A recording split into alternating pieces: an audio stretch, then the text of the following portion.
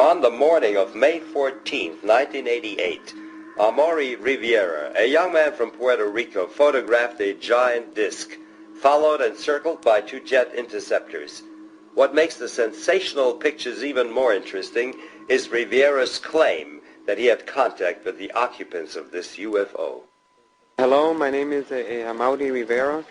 I live in Puerto Rico, and back in 1988, I was working in a nightclub, and there was a musical group there. One of my cousins wanted me to photograph the musical group, and she loaned me a camera with some film. On my way back home, I encountered two small beings, two small strange men, which I didn't think were men from outer space.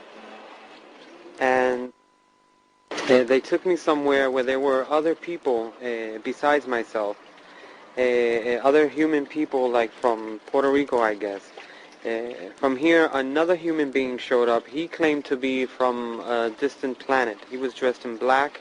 He had a dark skin, but he was not a Negro. He had a long black hair up to the shoulders, and he spoke to us with the mouth, verbally, and no telepathic speaking. He showed us various projections, which looked very real, the projections, and he informed us about a whole bunch of things that are even still incredible to me. Then they returned me to... What did this holographic projection show? The holographs were mainly, the first one that I can remember was like a short trip through space. We saw where he came from, where he said to be from. We saw his people, we saw the houses that they used. And the second one was about a meteor or rock falling to Earth in the near future, which is going to cause a lot of havoc in the world. This would fall, it's going to fall in very near the Caribbean, Puerto Rico, and those other small islands, but it's going to affect the whole world, not just Puerto Rico. The last one is that they projected was showing us how there was only going to be one government on the planet Earth. They'll be living on some sort of artificial island that's going to be floating in the middle of a dark, black, dirty sea. And then this man returned me to my car again and left me somewhere different from where the whole ordeal had started. Apparently, they took me with car and all.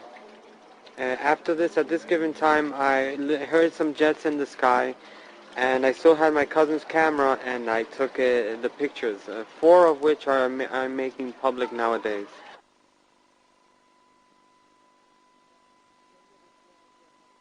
So the jets followed the UFO? Yes, it was. They seemed to be surveilling it. I only got to capture just one of the jets in the photograph, but there were 3 of them. Or maybe I got in one of the photos one, and in the second or third I got one of the other ones, because they would go around it very far away, and while this one was closer, and turn, very far, very far. And by the time this one was coming back, another one was turning over there. There was always one or the other close to the object, to the UFO. Jorge Martin has carefully investigated this case. Rivera's case is, to me, is a very special one and a very important one, because in Amaury's case, he was abducted and he was taken away by aliens.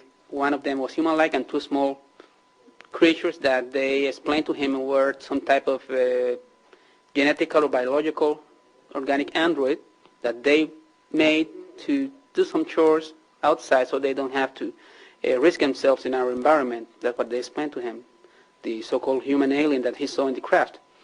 And it's important also because of the evidences that he has on the case, because when he was released, he had a camera with him, and he was able to take pictures of the object that apparently had abducted him, the craft, flying saucer type, and also some jet fighters from the United States excuse me, F-14 again.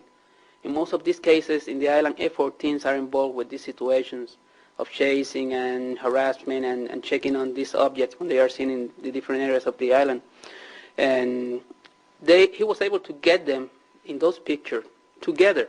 So this clearly, when you see those photographs, it's obvious that the government has been lying for many years, because there's the UFO there, and there's also the jet fighters dealing with the situation, which they denied for more than 40 years. It's there. Were you able to locate any other witnesses? That's what I was going to explain at this moment, Michael. The Amoris case is also very important because I have several people who apparently had been contacted by the same alien that abducted Amori and the small ones that were with him in a separate fashion. They have nothing to do with Amori's incident. This being, this human-like alien, is contacting people all around the area of the southwest of Puerto Rico. I have people from the town of Yauco who seem to have been contacted by this man. I have this fisherman, Andres Maldonado, who I got in contact with Amori because he told me several things Amori had told no one before, only I knew them, about the name of the alien and all the details that he was using to check on the people who really may have been in contact with the same being the night he was abducted, because there were about 14 other people there in the craft that night. And when Maldonado told me all this information that he couldn't know because he was not involved with the Morris case, I got them together. And at this moment I have about 3 different people who seem to have been in contact with the same alien. So they are doing something, and they are getting in contact with more and more people and preparing people for something. And this is very important because all this corroborates Amori's incident also.